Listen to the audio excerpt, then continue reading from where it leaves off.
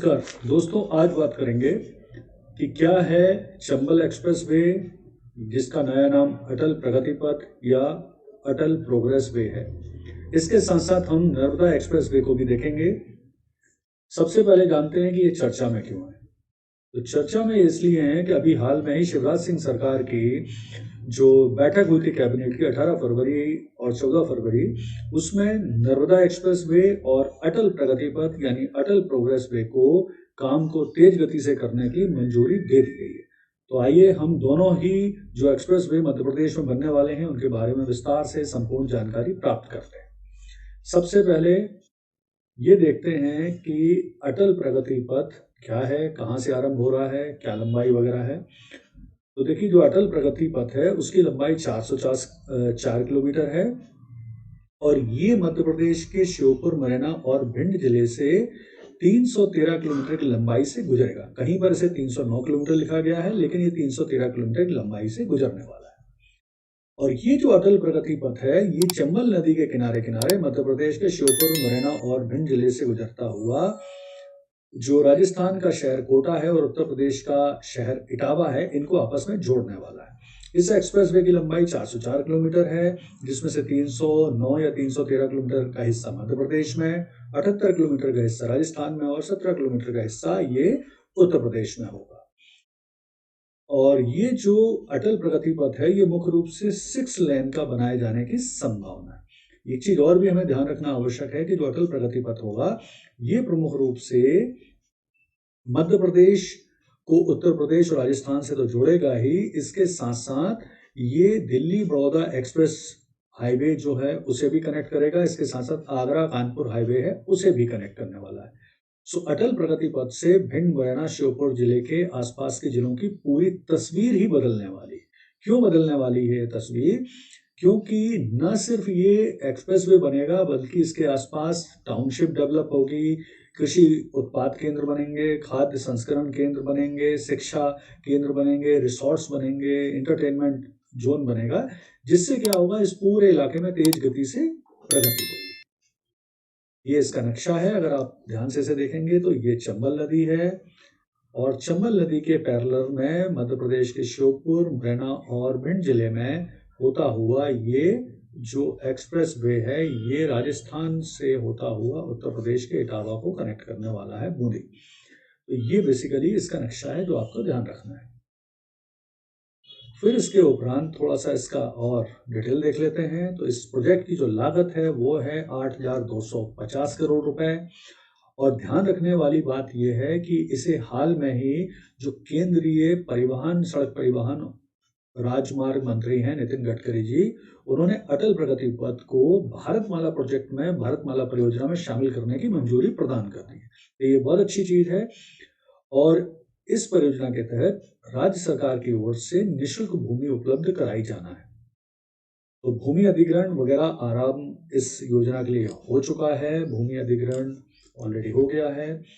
मध्य प्रदेश के भिंड, मुरैना, श्योपुर की कुल मिला के 1300 हेक्टेयर निजी भूमि, 1523 हेक्टेयर शासकीय भूमि और 270 हेक्टेयर वन भूमि का अधिग्रहण इस जो अटल प्रगति पथ है उसके लिए किया जाएगा।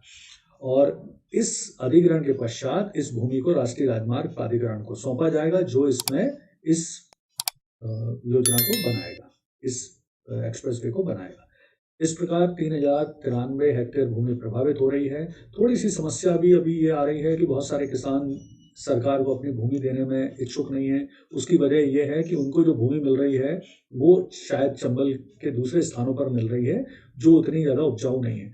तो सरकार ने इसका भी रास्ता निकाला है। उन्होंने या तो भूमि के बदले में दुगनी भूमि या भूमि के बदले में मार्केट रेट से दुगना मुआवजा देने का भी प्रावधान किया है, जिससे ये समस्या थोड़ी सॉल्व हो रही है। और उम्मीद थी कि ये दिसंबर 21 तक काम कंप्लीट हो जाएगा भूमि अधिग्रहण का, लेकिन अभी ये काम पूरी तरह से कंप्लीट नहीं हुआ है, इसमें कुछ काम बाकी है। और इस निजी भूमि अर्जन के लिए 335 करोड़ रुपए का मुआवजा भी प्रदान किया जाना है। तो इस तरह से ये चंबल जो एक्सप्रेस वे है, जिसको अब अटल प्रगति पथ कहा जा रहा है, वो बनाया जाना प्रस्तावित है। इसके साथ साथ अब हम देखते हैं नर्मदा एक्सप्रेस वे को। तो नर्मदा एक्सप्रेस वे भी चर्चा में क्यों है, तो जैसा मैं आपको बता चुका हूँ, 14 और 18 फरवरी को शिवराज सिंह सरकार की एक कैबिनेट मीटिंग हुई थी। उसमें नर्मदा एक्सप्रेस वे और अटल प्रगति पथ को बनाए जाने के लिए पूरी तरह से अनुमति दी गई है और इस काम में तीव्र गति से ये काम करने की भी जो अनुशंसा की गई। तो जो नर्मदा एक्सप्रेस वे है, इसके तहत कुल मिला के 1265 किलोमीटर लंबा नर्मदा एक्सप्रेस वे बनाया जाना है, जो कि मध्य प्रदेश के अंदर लगभग 906 किलोमीटर होगा। और इसे बनाने के लिए मध्य प्रदेश का लोक निर्माण विभाग है, उसे अधिकृत कर दिया गया है। ये बनाएगा और ये नर्मदा एक्सप्रेस वे लगभग 6 साल में बन के कंप्लीट होगा। इसकी लंबाई जो रहेगी, जैसा मैंने आपको बताया, लगभग 1265 किलोमीटर होगी और ये बनने के बाद मध्य प्रदेश की सबसे लंबी सड़क बनने वाली है।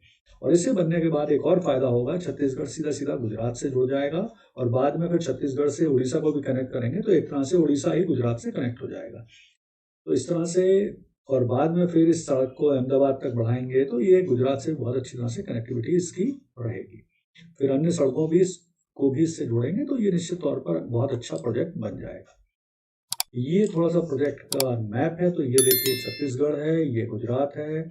वैसे तो ये झाबुआ और यहाँ पर अमरकंटक को कनेक्ट करने के लिए बनाया जा रहा है, लेकिन बाद में फिर अमरकंटक से छत्तीसगढ़ और यहाँ झाबुआ से अहमदाबाद को भी कनेक्ट किया जाएगा और बाद में यहाँ है उड़ीसा, तो इसे भी कनेक्ट किया जाएगा। तो इस तरह से ये बहुत ही उपयोगी एक्सप्रेस वे बन जाएगा बनने के पश्चात।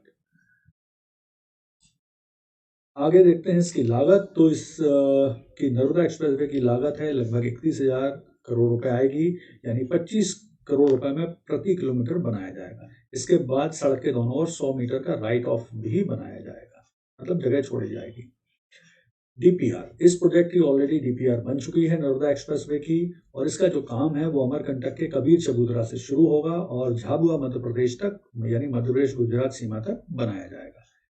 सरकार रस्तों को अच्छा बनाने के लिए, विकसित करने के लिए 2,696 करोड़ रुपए खर्च करेगी, जबकि भूमि अधिग्रहण के लिए सरकार 242 रुपए खर्च करने वाली है।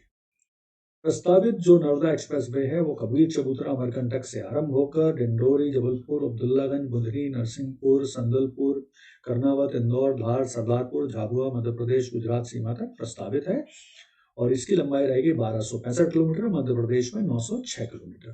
तो इसके अंतर्गत बहुत सारे अलग अलग 2 लेन, 3 लेन, 4 लेन और 6 लेन मार्ग का निर्माण भी होना है। विशेष तौर पर 4 लेन मार्ग ही का निर्माण प्रस्तावित है। तो ये कुछ प्रस्तावित सड़कें हैं जो आप आराम से इस वीडियो को पॉज करके देख सकते हैं। फिलहाल तो आपके लिए जो प्रोजेक्ट है वो इम्पोर्टेंट है। और प्रोजेक्ट से फायदा क्या होगा, तो प्रोजेक्ट से इसके आसपास रहने वालों को तो सीधा फायदा होगा ही, उन्हें रोजगार मिलेगा। लेकिन इसके अलावा जब इस प्रोजेक्ट के आसपास, यानी इस एक्सप्रेस वे के आसपास छोटी छोटी टाउनशिप बनेंगी, इंडस्ट्रियल हब बनेंगे, क्लस्टर बनेंगे, इंडस्ट्रियल क्लस्टर बनेंगे, तो इससे क्या होगा कि बहुत ही ज़्यादा रोजगार उत्पन्न होगा, क्षेत्र का विकास होगा, नई सड़कें इससे जुड़ेंगी, तो परिवहन का भी विकास होगा। यानी कुल मिलाकर नर्मदा एक्सप्रेस वे और अटल प्रोग्रेस वे से मध्य प्रदेश की मध्य प्रदेश देश के टॉप औद्योगिक क्षेत्र में आ जाएगा। मध्य प्रदेश में निश्चित तौर पर प्रगति होगी, रोजगार आएगा और इससे निश्चित है मध्य प्रदेश को हर तरह से फायदा होगा। तो उम्मीद है ये दोनों जानकारी आपको पसंद आई होंगी। आगे भी मैं इस तरह की आपके लिए जानकारी लाता रहूंगा। कृपया चैनल को सब्सक्राइब, लाइक और शेयर कीजिए। धन्यवाद।